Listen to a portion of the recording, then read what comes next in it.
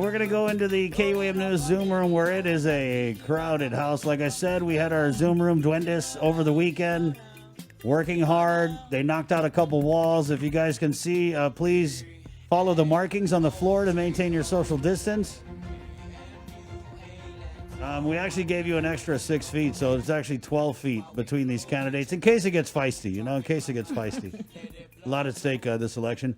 And the format here, guys, we're going to give you 1 minute each to introduce yourselves, and then we'll ask some questions. Those questions, you'll each have 1 minute to answer, and then we'll give you a 1 minute closing statement. Just be mindful of the time, because I have the job of cutting you guys off when you go over. Don't take it personal. I've had a couple candidates message me. They want to fight after the show, but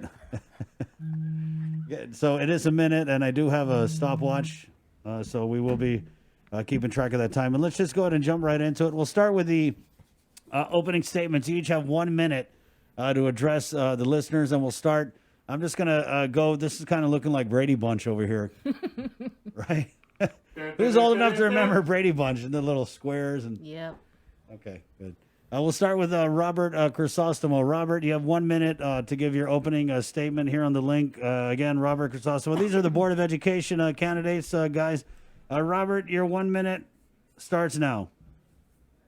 Good morning, everybody. Chris, Sabrina, thank you for having me on today. I'd like to start out with my philosophy in education. That philosophy is, I believe that every child has unique gifts and unlimited potential to achieve amazing success in all their endeavors. To accomplish this, I think as a board member, it's important for me to produce the environment for them to nurture those potentials. I have a master's degree in admin supervision, admin degree in strategic studies, 21 years of educational services, 21 years of military service, and I'm currently the principal at St. Anthony Catholic School. I think there hasn't been a sitting principal sitting on the board, and I bring that to the table, that perspective. So thank you very much. Thank you, Robert. Next, incumbent board member. She is the chair of the Guam Education Board. Maria Gutierrez. Miss Maria, you have 1 minute to address the people of Guam, starting now. Good morning to all the listeners, people of Guam. My experience of the 23 years on the board, I'm not an educator, but I'm a strong advocate of parents and students' voices. And I think my records on the board speaks for itself. I have seen this department continue to move on, and I will continue to push that. That's what I have to offer, is we'll continue. But I am, because the department has come a long way. And I promise that my voice is very loud, and I will continue. I'm not a politician. I am an advocate for parents and students. Jesus Masi. Thank you, Miss Maria. Next, you have 1 minute to address the people of Guam. Dr. Debbie Allen, candidate for Guam Education Board. Your 1 minute starts now. Buenas and half a day. My name is Debbie Allen. I have about 30 years of experience in the field of education as an educator, coordinator, and so forth. I guess my main thing is that I really believe, as Robert Crisostomo also said about, that each child is unique, but also in looking at not just the pandemic, the current situation, but the situation of our planet.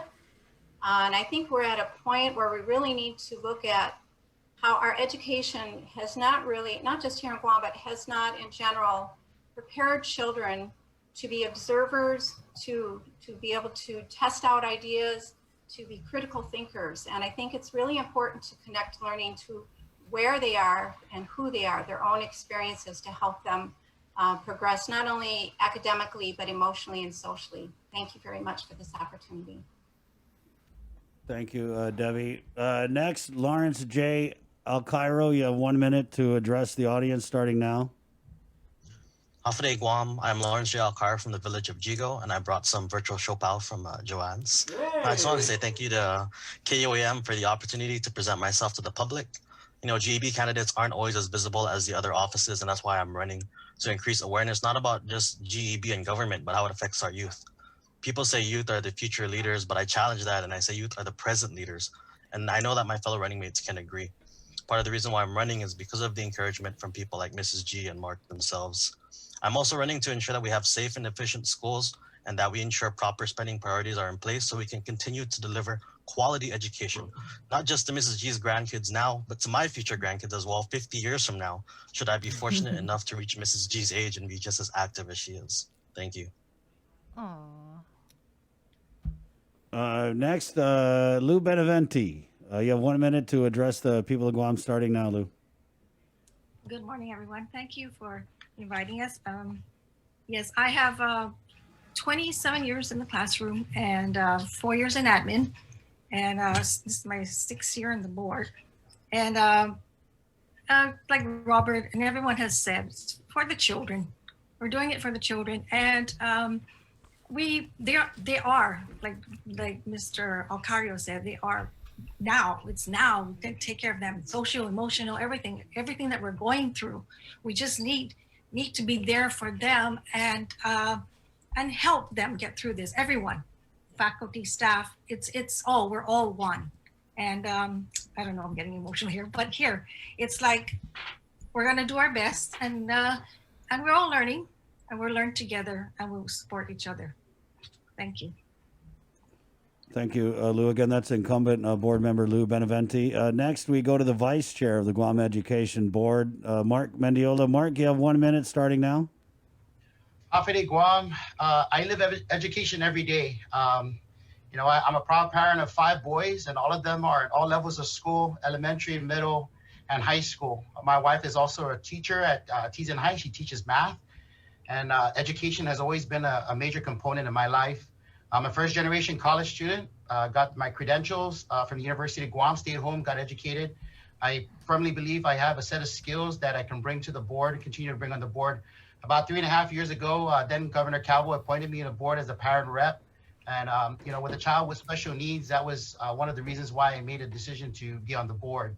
I feel it's important that every child have an opportunity at a quality public education. And so, you know, fast forward to today, you know, I'm just excited to serve on the board and provide input as a parent, but also as a spouse of an educator, and also working at the University of Guam. I understand the pipeline of education from elementary all the way up to the collegiate level. Thank you, Mark. Thank you very much. Okay. Next, 1 minute, Alexander Duenas, Guam Education Board candidate. Your 1 minute starts now. Hi, good morning, everybody. Good morning, Chris. Good morning, Sabrina. Good morning, fellow candidates, and especially good morning, Guam. Like Chris said, my name is Alexander Duenas, and just a little bit about me, just so you get to know me. I am a longtime public schools. I graduated from public schools. I graduated from George Washington High School in 2010. I am a longtime, both of my parents are teachers also at George Washington High School. My mom teaches English. My dad teaches science. And also I went over to the University of Guam where I pursued higher education. I graduated in accounting and economics, accounting because I had to, economics because I love it. And I went on to work over at the American Medical Center shortly afterwards. Basically, what I want to do with if I am elected to the board is I want to provide more of a practical spin onto education. I want to introduce things such as financial literacy as well as technological literacy so the children are more diverse for the current workforce. Currently, these skills are not very addressed. I've spoken to many managers in both the private and public sectors. And Thank these you, are skills thank that you, children need. Alexander. Thank you. Thank you. Thank you. Next, 1 minute, Dr. Mary Okada, Guam Education Board candidate. Mary, your 1 minute starts now. Thank you for this opportunity to provide some conversation about being a member of the Guam Education Board. I have been at the Guam Community College now as the president for 13 years. My husband David and I are both in education, he being at the University of Guam and me here at the college. I am a graduate of the University of Guam for my bachelor's and my master's. I think I have a great, can make a great contribution to the Education Board. And my slogan is really building a better future for our students. Students have an opportunity not just to get a good education in K-12, but to pursue higher education as well. So I look forward to this opportunity and serving. Thank you very much. Thank you, Mary. Thank you. And we now go to our first question. Ladies and gentlemen, Sabrina Salas-Mentanani. And you have 1 minute to respond to her question. Every child deserves an adequate public education act. It's the law. but oftentimes, and it really doesn't even seem like it's been being followed. What will you do to ensure that once and for all, every child will have an adequate education? And we'll start with you, Mary. So one of the things we need to do is to review what the Adequate Education Act entails and to take a look at what the opportunities are to really enforce those, but also take into consideration what the challenges are, not only from the school level, but also on the home front. How can we provide a holistic approach to providing education for our students, but engaging the parents in the conversation so that all students will be successful? Thank you. Thank you. Lou Beneventi? Thank you. I agree with Dr. Okada. Yes, I think we all need to just look at the child as a whole, and like she said, everything she said, adequate education review. We just need to do what we need to do to ensure that our children do get the education that they deserve. Thank you. Mr. Crisostomo? Looking at the 14 points for the Adequate Education Act, I think it misses some of the points. I don't think kids today in the Guam public school system are receiving adequate education. I don't think the number of water fountains, the air condition, all that contributes, but we need to look specifically at the curriculum being taught. And I don't think hard copy, giving it out and collecting it, grading it, some don't even grade it, is adequate education. So that really needs to be looked at closely. Thank you. Maria?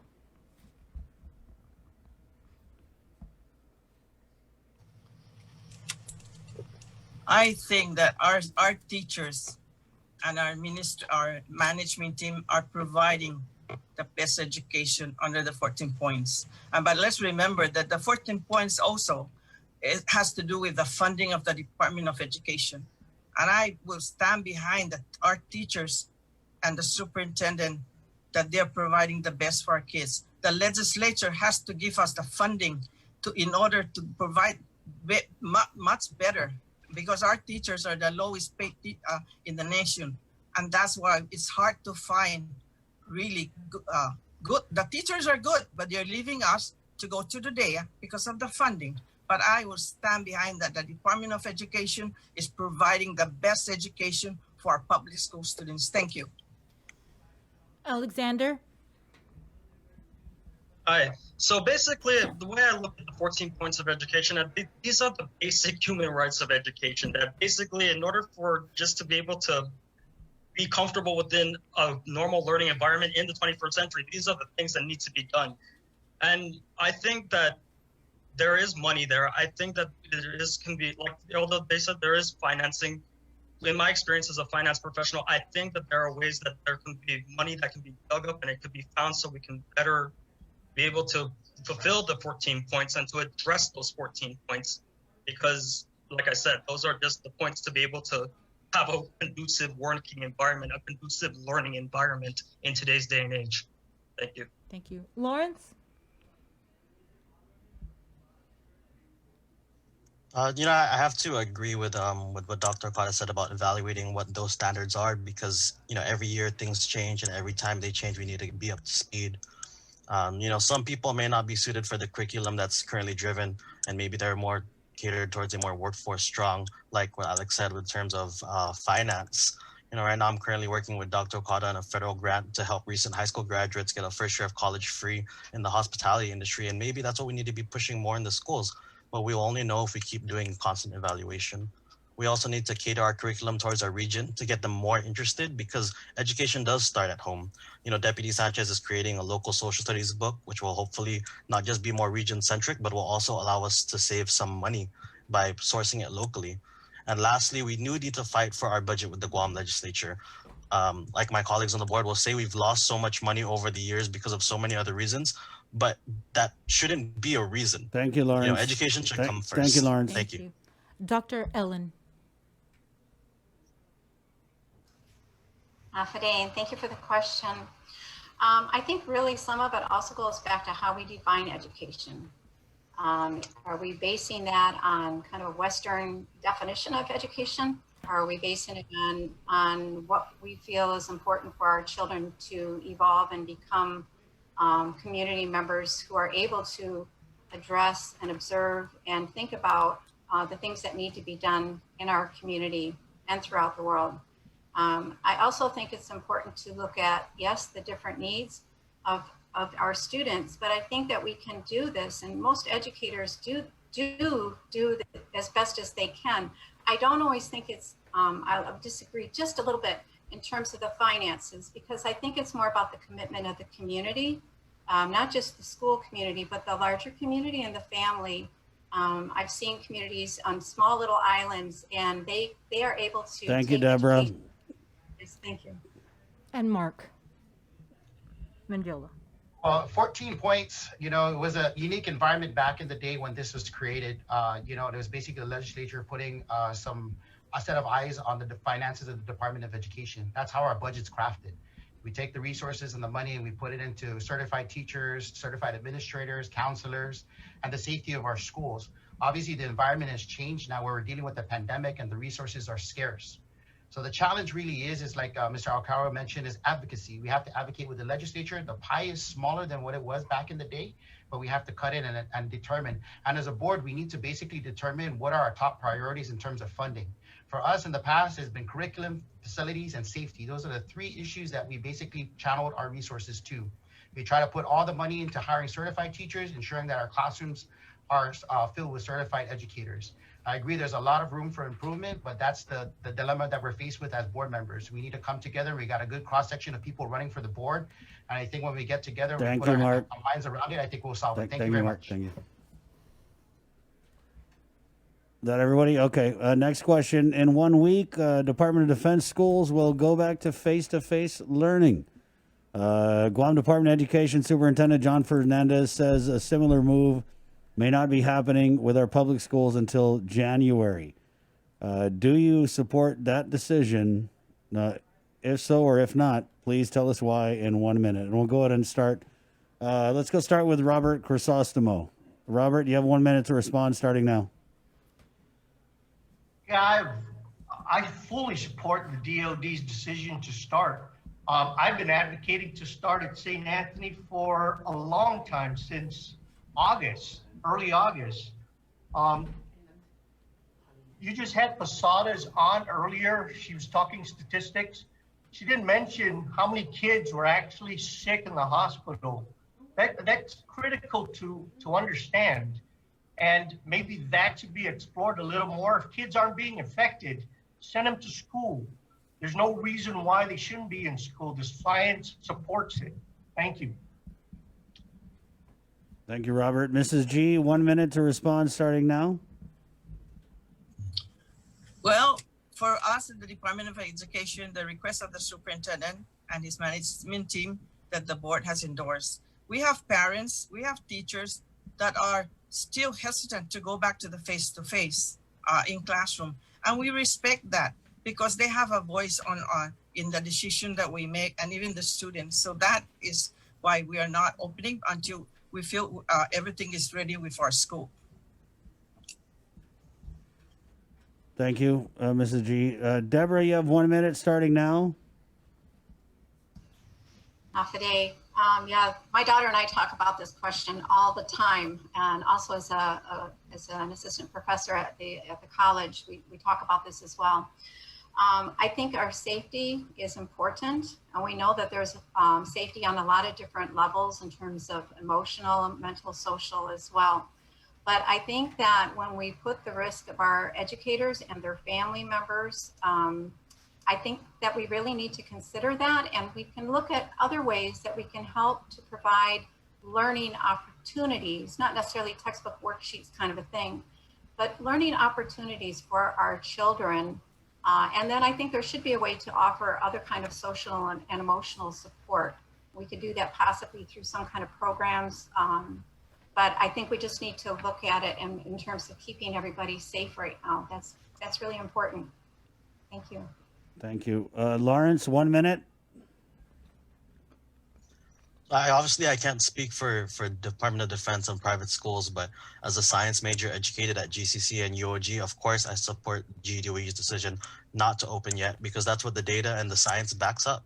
You know, we have positives popping up all over the place, and you know, the superintendent himself, he's staying up until midnight creating these charts with guidance from the CDC about whether or not it's safe to open schools. And the data clearly shows that right now we're at a higher risk than we were 6 weeks ago, 8 weeks ago, when we decided to open the schools up originally in August. You know, just because we're not opening schools doesn't mean we can't focus on education. Right now, we should really be focusing on the technology that we can use. And, you know, before the whole COVID thing happened, you know, GDOE was moving towards technology, and everyone had emails and stuff like that. And unfortunately, the virus has caused us to rapidly accelerate. But, you know, in due time, it would have happened. And as long as we can focus on the students, regardless of whether schools are open or not, as long as students come first, we'll be able to provide. Thank you. Lou Beneventi, 1 minute to respond, starting now. All right. Yes, I agree with not opening face-to-face right now. I mean, we voted on that and giving the superintendent the authority. But, you know, in the beginning, it's curriculum. Before now, it's safety first. I mean, if you have a kid's getting sick and hospitalized, so what good is that? What are they going to learn? And what if something more drastic happens to that? Am I going to be responsible for authorizing the school to be open? And you know, the technology, learning, we're all learning. Kids are learning. We as adults are learning, and also maybe this is a way for, you know, they say technology is the future, so maybe this is a pathway, but it's not a good, I mean, it's not, you know, the virus bringing this and opening up our eyes that there are other ways, and we just have to do what we need to do. But safety first for our children and our employees. Thank you. Thank you. I heard you. Mark Mendiola, 1 minute to respond now. Yeah, like I mentioned earlier, you know, we live this every day in my household. I have 5 kids in the public school system. So just actually today, well, 4 kids. One I actually have to drop open. They open his daycare. It's very stressful. It's very trying times for all of us. But you know, we supported the superintendent's recommendation. You know, when you have 30,000 employees and about 30,000 kids and about 4,000 employees, you know, there's a lot of factors that go into that. I can say that this board, though, has sought out the input of all the stakeholders, and it was a deliberate way in how we came up with that decision. And when the superintendent came up with the data and the science about where we're at with the CDC, Mr. Carl mentioned that, you know, it was pretty much, we got to err on the side of caution here. And we'll just navigate through this. And if we have to do a step-by-step process and reopening, absolutely. But it's going to be everybody that's going to be involved in this process. It's just not going to be one person doing that. So with that, you know, I do not support the opening of schools at this time. And with that amount of people, I just want to be able to transition once we start to go back to some sense of normalcy. Thank you, Mark. Alexander Duenas, 1 minute to respond, starting now. Like with the other board members, I don't agree with opening face-to-face learning currently right now, because given the conditions, things are beginning to get worse and worse. And right now, we're not even completely done with the stuff yet. I mean, right now we've gone from double-digit increases to triple-digit increases in COVID positive cases. It's right now we are entering the flu season, which means that things are going to be even crazier. If the objective is to spread coronavirus, then absolutely open up the schools. That's the way we're going to do it. However, if we really want to keep people safe, the teachers, the children, parents, your community, everybody, we need to make sure that if we have the authority to make sure that people cannot catch this virus and end up in the ER and eventually die, I would say it's a no-brainer. We have to do it. We have to keep these schools closed until it is safe, until the experts say it's okay to open. Thank you, again. Alexander. Dr. Mario Cotto, 1 minute to respond, starting now. I think there's an opportunity for us to take a holistic approach as to how we can safely maneuver and go back into the classroom. I'm not saying that we should go on a full-on approach and open all the schools at the same time, but I think we should consider some mitigation so that certain classes can begin and we can pilot this so that we can identify how we can safely bring the students back. I don't want to say 30,000 students and 4,000 employees should come back all at one time, but I think there's an opportunity for us to administer a phased-in approach so that teaching and learning can begin safely. Thank you. Bree? Yes. If elected or re-elected, what policy or policies do you feel should be changed, or do you plan on introducing? And we'll start with you, Lawrence. So one of the things that I want to focus on is really teaching our kids more about Guam and the region. Like I said earlier, I was talking to Deputy Joe Sanchez about the UOG Press developing social studies books for GDOE, and I really want to see the same, especially in the science curriculum. Prior to the pandemic, GDOE partnered with NIHI, and they also partnered with PBS Guam during the pandemic to develop PBS University, which wasn't necessarily an easy task for teachers, but they got it done. When I first got into the Guam State Clearinghouse, one of the first grants I applied for was nearly $500,000 for PBS Guam to upgrade their equipment. So I know they have a lot of issues, but because we're able to secure that, we're able to secure more resources for students, and that's what we need to do. We have so much local talent here that we need to foster and encourage, and we can only grow it by working collaboratively with other government agencies and nonprofits as well. Thank you. Thank you. Mark? Yeah, Hafidi, working both in the public and private sector, it's trying to bridge those gaps to kind of get the resources together for our students, and just focusing on, just providing quality education in the class and translating that. It's always going to, right now in our government, man, we're very stressed out in terms of our financial resources and how we put that all together. So, we don't, just moving forward, we just need to figure out how we can maximize the resources and ensure that the leadership of the department has the resources to carry out its mission. Dr. Ellen? Thank you. What a great question. So mainly what I'm looking at are a couple of things. We talk about this pandemic, and I know Dr. Okada mentioned the word opportunity. And if you go back to the meaning of chaos, it's about danger and opportunity. And I think we have the opportunity to look at some changes, such as was already previously talked about, localizing our education. Babies from before the time they're born, they're natural learners. They're learning about their immediate environment around them through their senses. And then when they're born, they're learning by observing, and again, those immediate experiences. I think we really need to get back to some of that. Not that we can't learn about the world in other places, but really to ground ourselves in where we are, to connect learning to the learners through hands-on experiences, observations, problem solving, collaboration. So I'd really like to push forward with localization and Thank you, education Dr. for Ellen. sustainable. Thank you. Thank you. Maria?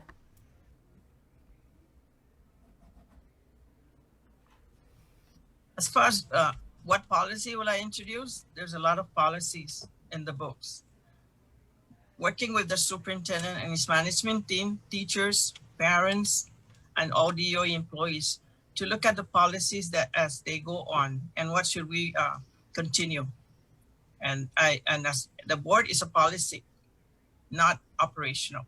So I will continue to work with the superintendent because there are policies that we have already, my colleagues have been involved, and we will continue that. And yes, we go out for, seek for better of how we can improve our policy. But that's, I will just continue to support because we have those policies.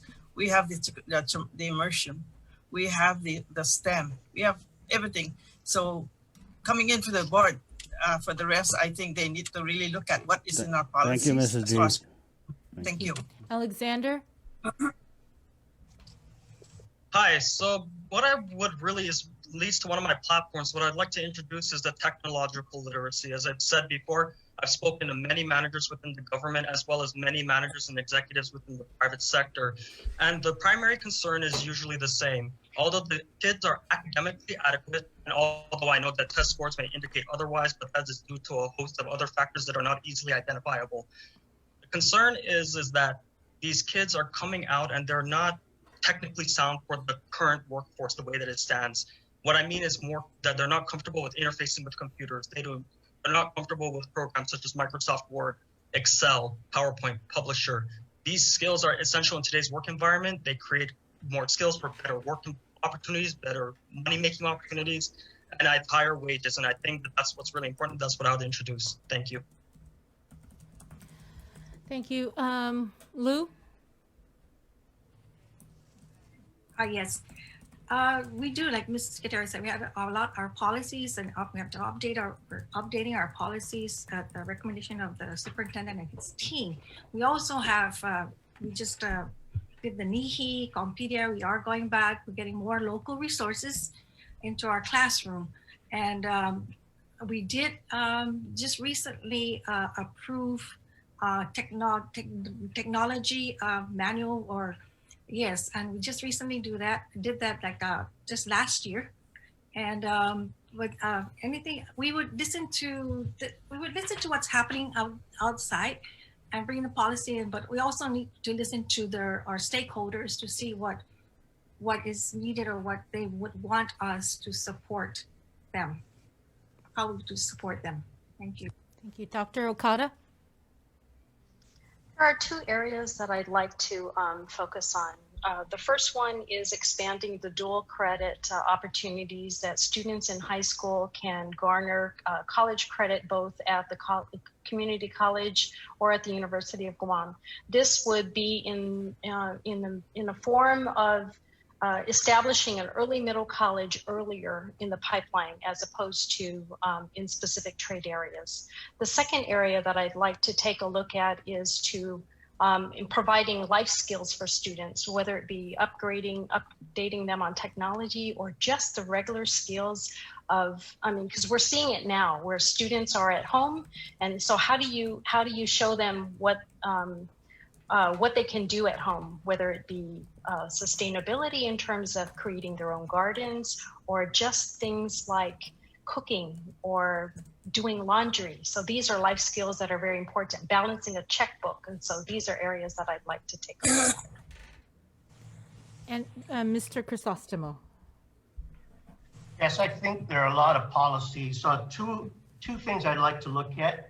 I think every grade should have an exit exam, a policy, pass that exit skills exam to move on to the next grade. We can pinpoint mastery or non-mastery. And second, I think we should relook at existing laws that stifle the department, the 14 points. You know, you guys talked about the 14 points being a hindrance. Look at that. Get with the legislature, try and change it. And then third-party fiduciary, we spent a lot of money on that, and we've been on it for a long time. There's one area that's siphoning a lot of money. And you always go back to money is the cause of why you can't achieve. I think that's a crutch. We shouldn't depend on it anymore. And we should start improving the scores in the Department of Education. Thank you. Thank you. Is that everybody? Yes, it is. Okay. You know, the last couple of years has been, in my opinion, a little rough on our public school system. It almost seems like the administration is more inclined to help the charter schools and the private schools ahead of our public schools, which constitute the largest student body population on this island. That being said, when I look out at the lay of the land of the people who are running for the Guam Education Board, I see someone who works at Adelup. I see the chairwoman of the Governor's Transition Committee. I see a private school principal. So how would you guarantee to the people of Guam that if elected, or even in some cases re-elected to the Guam Education Board, that your number one priority will not be to politicians in power, but will be to the public school students of Guam? And we'll go ahead and start with you, Lawrence. You have 1 minute to respond, starting now. Thank you for the question. You know, the way that you can hold us accountable is to reach out to us personally and ask us these questions. Ask us what our solutions are, and ask us and tell us what you think about the job that we're doing. You know, the GDOE board has a public input section, and unfortunately, although I do watch the meetings before I was a board member, I hardly see people come in and give public input for whatever reason, especially now that there's Zoom meetings. You know, it should be a lot easier for people to be accessible. And so in order to make myself accountable, I'm making myself accessible. I'm going out there, I'm talking to people, I'm putting myself on social media. I'm making sure that people not just hear my platform, but that I take their ideas into consideration. Because I would be a fool to think that one person, whoever that person is, has all the answers. Because really, our stakeholders, our students, are the people that are experiencing it the most. And by bringing them into the equation, we'll be able to create a better system of education for everyone. Thank you, Lawrence. Robert, 1 minute to respond starting now. Yes, I'm not a politician. I'll admit that up front. It's amazing that I even ask people to vote for me. I can do the job. I've got the experience. I bring integrity. I bring knowledge. And I can guarantee you results. I don't think the current situation right now with the pandemic is helping, but we can get around it.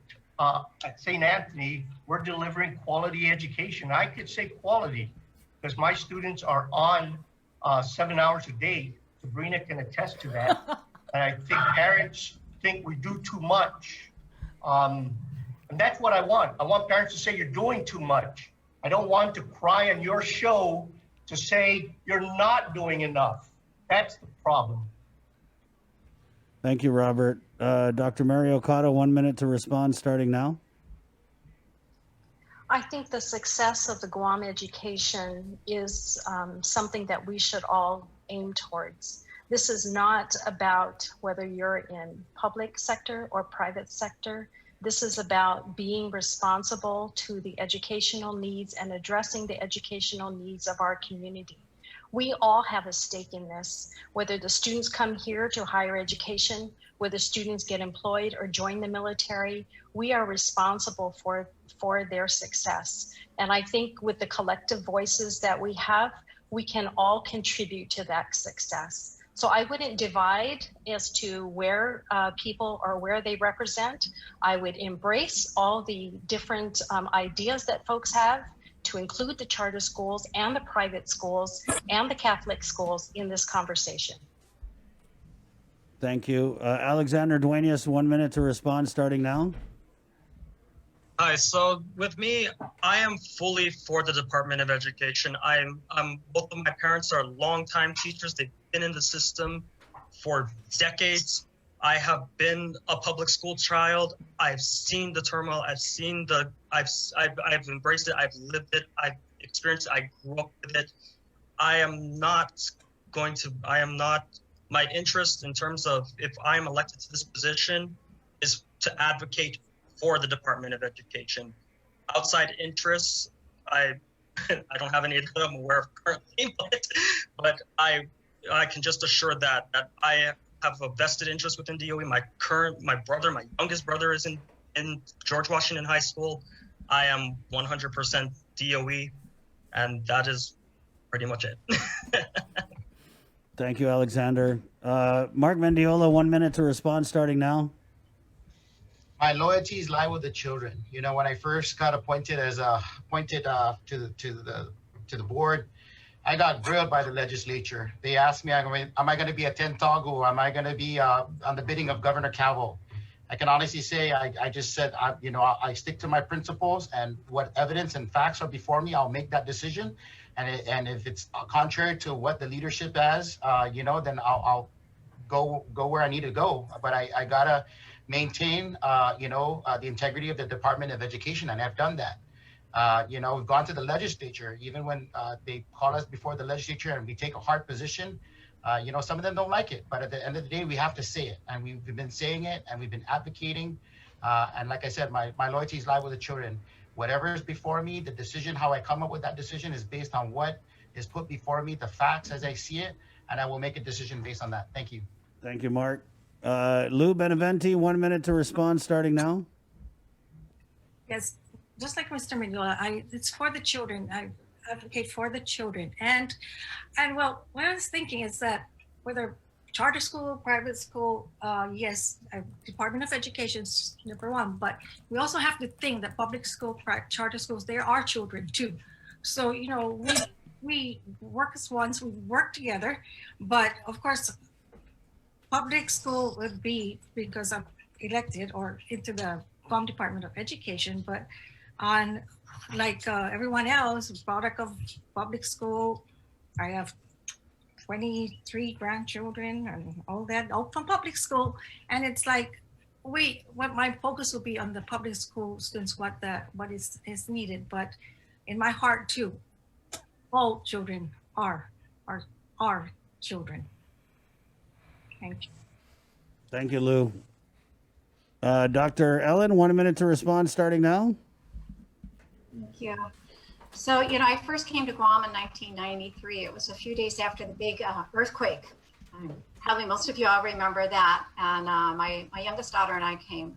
So I taught here for a couple of years, and I know I was thinking it was going to be like villages, you know. It wasn't, but I learned so much in those 2 years. Then I was in Rhoda for 4 years. I've been around and I've taught in Oman, Yap, Kuwait, Abu Dhabi. But I wanted to come home. And so I've been back here since 2015, actually 2011, and then came back again in 2015. My thing is not about one school or the other. And again, like others have said, you know, I just want to provide or offer all that I've learned through research and experience, and looking at place-based education is the best optimal for learning. So I'm looking at the students and the teachers as well. We really need to also consider teachers. Thank you. So, yes, I see you're going for the microphone. Mrs. G, 1 minute to respond starting now. My loyalty is to the Department of Education. And the 33 years that I spent, that shows my loyalty. My children, my grandchildren, my great-grandchildren are all products of the Department of Education. So that is why I'm so involved. And I want to thank you, Alexander, for that comment, because yes, I am also a product of a public school, but I will not compromise my integrity to listen to outside influence when I make decision for the Department of Education. And I will stand against anyone who tried to influence me to go the other way when I know it's not in the best interest of the Department of Education, the students, the teachers, the wonderful teachers. This is the first year GFT have ever worked with the Guam with DOE, and to everyone. So my loyalty is to the Department of Education. Thank you. Ladies and gentlemen, Sabrina Salas Matanani. Okay. The Guam Department of Education is currently experiencing a $15 million cut to its current budget. It was passed with the override of the governor's veto of the budget bill. And the superintendent is currently, as I understand, working on a plan on how they're going to survive this $15 million budget cut. What areas, though, and how will you work with him? What areas do you see should be cut from the Department of Education's, budget? And we'll start with you, Dr. Okada. I think one of the areas that we can take a look at is in terms of utilities. Utilities is one of the higher areas of expenditure. And by including renewable energy and other cost-saving measures, that would be one area. I'd also like to take a look at the staffing pattern in order to maximize the employees that are currently there. I think it's important to look at the holistic approach to the GDOE budget, because there are areas that can be identified or can be looked at in terms of what can we use or that haven't already been used in terms of maximizing the use of federal funds, but also applying for other grants that may be available for specific areas to include facilities and curriculum updates. So I look at look at the utilities first. Thank you. Alexander? Hi, so whenever I'm looking at things such as when it comes to wages and salaries and things like that, or when I'm looking at the overall financial health of a company, I really need to get into the nuts and bolts to figure out exactly what's going on, because usually large lines are given, but details, a lot of things are hidden within the little details that you can really pick at. If I had to talk, I mean, wages within any organization, that's going to be your largest expense. That's just the way it goes. I am not an advocate for laying people off just because that has a domino effect on any economy. So that's just wrong. I'm more of an advocate for seeing what positions are essential, which ones absolutely need to be filled, which ones don't need to be filled, and then let people go through attrition. Basically, when they retire or when they leave, just don't refill the position. As for the entirety of the DOE, though, I would need to look more into greater detail of each of those line items to see exactly where there's overage, where there's underage, where we can cut, where we have to state, and that's pretty much it. Thank you, Alexander. Thank you. Maria? You know, with the budget cut, and we went to work sessions after work session, trying to find to do our spending priorities. And with this is where this 14 point comes in. And yet, you know, people are saying there that the superintendent is hiring people at the central office. No, the hiring is the teachers, the support staff to take care of our children. That is why, if they say personnel is heavy in DOE, well, because we have these 14 points that we have to provide teachers, administrators, allied staff. The federal funding cannot do everything. So we have to be very mindful that this budget cut is hurting DOE. And the superintendent is not going out on a spending spree. He's very careful, and it's going to impact. But we're not going to lay off any teacher or employees that take care of our kids. Thank you, Ms. Maria. Lou? Yes, hi. Yes, I agree with Dr. Carter. Yeah, that's always been the utilities, and I think a bill of law is in place right now, but was held back because of this pandemic for renewable energy and all that. But we have, like Mrs. G has says, the spending that we've met over the budget with Mr. Mark Mendiola being the chair of budget, and it's like scratching our head, like, what are we going to cut? What is the superintendent going to cut? But priority is the classroom, of course. In fact, the board had put a freeze on hiring down central. In central office, it has to come before the board to be approved. And so that's what we've done so far, and we will continue and just prioritize them. Teachers, yes, teachers are the priority there. And even this, when school face-to-face, the aides were really short. But we've never really cut anything except downtown to freeze. Thank you, Lou. Thank you. Dr. Ellen? So yes, I agree also with Dr. Okada in terms of utilities and looking at ways that we can be a little bit more sustainable and using more kind of a sustainable approach.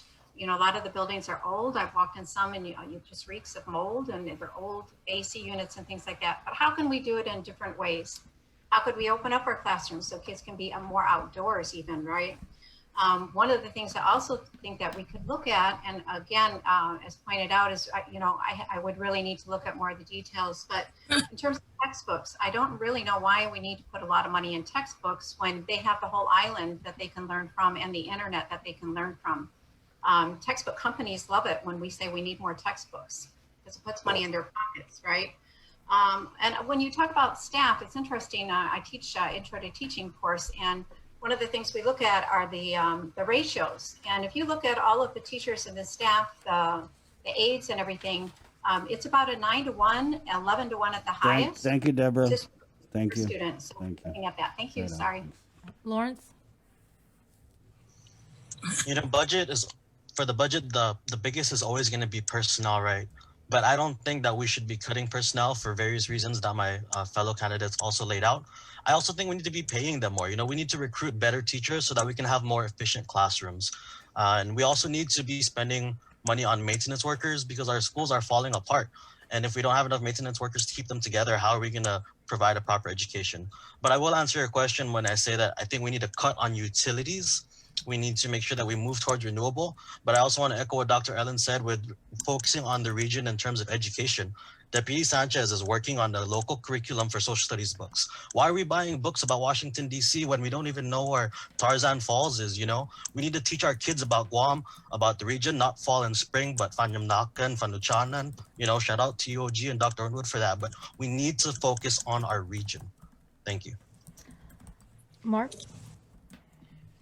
You know, the Department of Education, I'm the chair of the Budget and Finance Committee. We absorbed millions of dollars in cuts from the legislature since 2018, $30 million to be exact. You talk about renewable energy, we've tried. We continue to there are pilot programs right now in 4 different schools with partnership with GPA to help reduce the cost. We also invested some money on leak detection for our water problems that we had in the South. We have leak detection equipment now, so we can conserve and look at the issues with the old dilapidated schools, like some folks mentioned. You know, one of the things that we need to do is get out of high risk. That is about $27 million since we've come on board. Since I've been on this board, we put about 2 years and we work January. Hopefully we got good news. We're going to be out of that. That will put 2.5 million back into the school system. In addition to that, we also got to look at, you know, advocating at the legislature and making sure that they streamline appropriations to the Department of Education. They cannot say we're going to give us money from this pot and then don't give it to us. You know, those are the things, and we got to let the community know that's what they're doing to us. And we will prioritize based on Thank you, that. Mark. So, Thank you. Thank you. And Mr. Crisostomo? I don't think anybody would disagree that the classroom is everything we need to protect what goes on between the teacher and student. My colleagues have been talking about money, going after the money. I think we should look at it the other way. You raise the test scores of these students. The government, the legislature will not cut your budget if you are producing high scoring test scores on the Act Aspire. Everything would trickle down, but you got to look at your personnel. You can't have a $15 million shortfall and not cut something. You can't keep adding. That's crazy. You got to start cutting, make the hard decisions, and go after it. I think you're personally, I think you're too big in personnel. That's my assessment, my opinion. If you want more money, raise the test scores. That's what I think the public is saying. Thank you, Robert. Thank you. Was that everybody? Yes. Okay, we now move on to our closing statements. Each have 1 minute to address the people. We'll go ahead and start with Dr. Mary Okada. 1 minute starts now. I want to say thank you to all who have taken this challenge to run for the Guam Education Board. I look forward to working with several of you. I ask for everyone's support of my candidacy to this board. I believe I have a great financial foundation, and I have success that we've been able to share with the community for many years. And I'd like to share that with the Guam Education Board by being a member of a great team. Sidus Masi, thank you again. Thank you. Alexander? All right. So basically, like I said with my platform, I want to advocate for financial literacy in classrooms and technological literacy to give students an earlier start for a broader base or type of skills that they can take throughout their entire life. I want to provide additional support to the Department of Education in terms of finance, and that's just extra eyes, extra ears. And finally, I want to advocate for teachers and administrative staff to have extra support because they are DOE's frontliners. They are the ones who are out there. And that's basically my platform. That's what I would really like to do if elected, if the people would have me. My name is Alexander Duenas. Once again, I'm number 4 on the ballot. Thank you very much and good luck to all. Thank you. Mark Mendiola, 1 minute to issue your closing statement starting now. I'm very excited about this election. You know, 2 years ago, there was hardly anybody that was willing to run for the board. Now we got a good slate of candidates that are running for the board, a good cross-section. I agree with a lot of the comments that was made here. One thing you're going to get from me is that I'm willing to work with everybody. And the board acts as one unit. And even if there's a dissension, if the board takes action, we got to act as one unit. No surprises from the Department of Education. We're going to continue to be transparent, give the information out so people know, work with people, our stakeholders, get them involved at the front end rather than the tail end and putting things down their throat that they may not be willing to accept.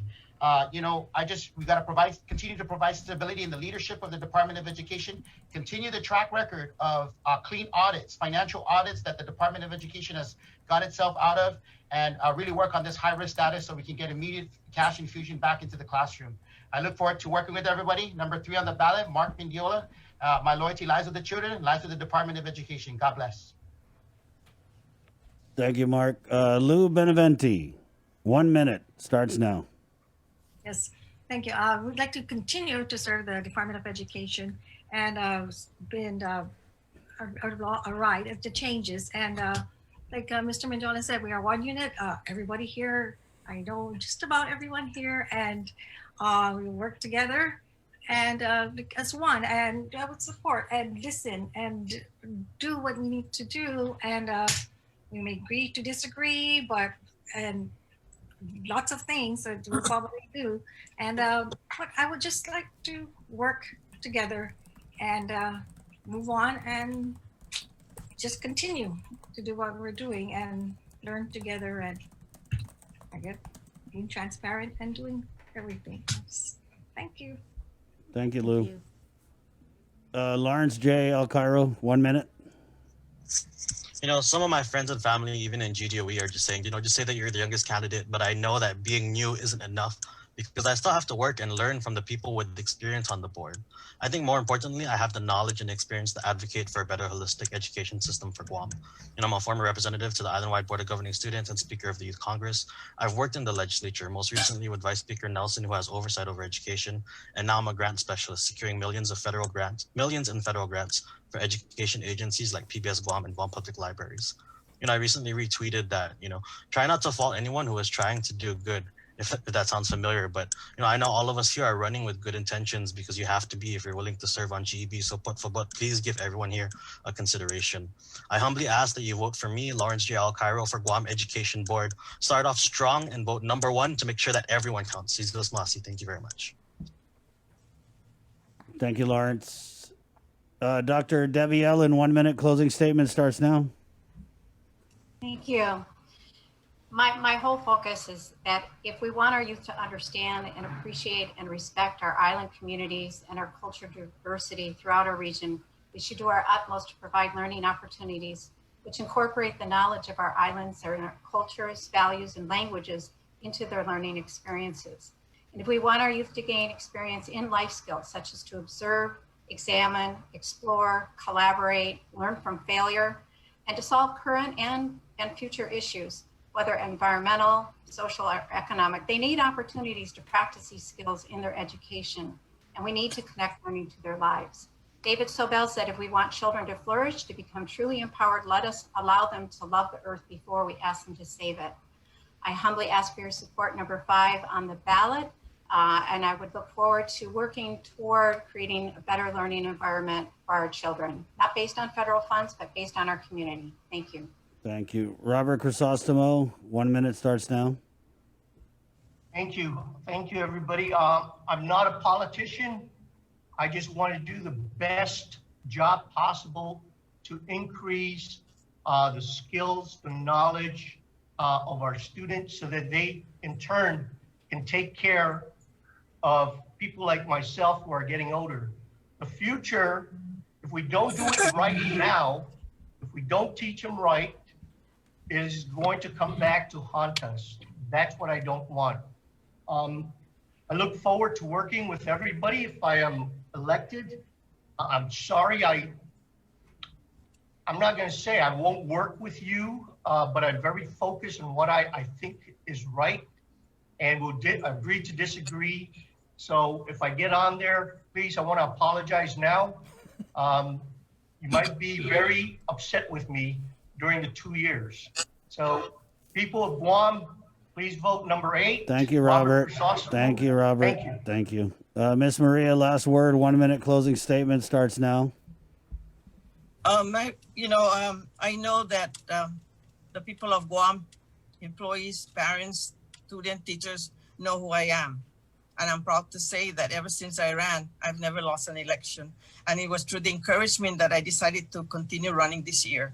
I think my record speaks for my support to the Department of Education, the education of our kids, with my National Distinguished Service Award that I just got from the National State Board of Education. But I asked my supporters to continue to vote for me. I will continue to advocate for all of you. Vote number 2, Maria Atali Gutierrez. Thank you. Thank you, Miss Maria. Thank you, Robert. Thank you, Lou, Lawrence, Dr. Debbie, Mark Mendiola, Alexander Duenas, and Dr. Mary. Thank you guys so much for participating in this very insightful and informative forum. And that's it. Thank you. Good luck. Yes. That's Good luck. Bye. We'll see you Bye. guys. Thank you. Okay. Guys, grab some virtual empanada on your way out. Everybody, good luck. Good luck. Bye bye. Okay, thank you. Again, our Guam Education Board candidates, thanks for coming on. Very enlightening discussion there. 1021, Bree? No, I was actually very impressed to hear from everybody. Yeah. Way better than a lot of the senatorial candidates. I'm like, you sure some of you guys don't want to like switch running GEB to go run for the legislature? And really, the Guam Education Board, I think it's